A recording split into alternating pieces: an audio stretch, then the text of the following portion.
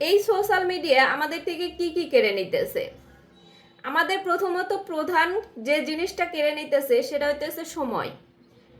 আপনি 5 মিনিটের জন্য কোনো জায়গায় ঢুকলে, কোনো ভিডিও দেখার জন্যও যদি ঢোকেন বা কোনো কাজেও যদি ঢোকেন, সেখানে 5 মিনিটের জায়গায় আধা ঘন্টা 1 ঘন্টা হয়ে যায়, আপনি বুঝতেও পারেন না।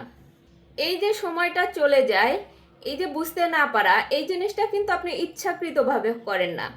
আপনার ব্রেন এবং সোশ্যাল মিডিয়ার যে একটা পাওয়ার, সেটা আপনাকে আটকে রাখে, সেটা দেখার জন্য বাধ্য করে। সেই সময়টা কিন্তু ঠিকই চলে যায়, অথচ সেই সময়টা আপনার জন্য লস হয়ে যায়।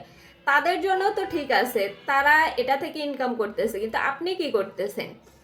আপনি যে এই ভিডিওটা দেখতেছেন, আপনার কি লাভ হইতেছে? যে আপনি এখান থেকে আসলে কি বেনিফিট পাইতেছেন? আপনার তো শুধু সময় লস হইতেছে। আমরা সোশ্যাল মিডিয়াটা মূলত যদি কোনো কাজের ক্ষেত্রে ব্যবহার করি, সেটা আমাদের জন্য ভালো, কিন্তু আপনি নিজেকে প্রশ্ন করে দেখেন যে আপনি আসলে কোন পারপাসে এই সোশ্যাল মিডিয়াটা ইউজ করেন। আসলে আপনি কি জন্য এই সোশ্যাল মিডিয়াতে এত সময় ব্যয় করেন? আপনার বেনিফিটটা কোথায়?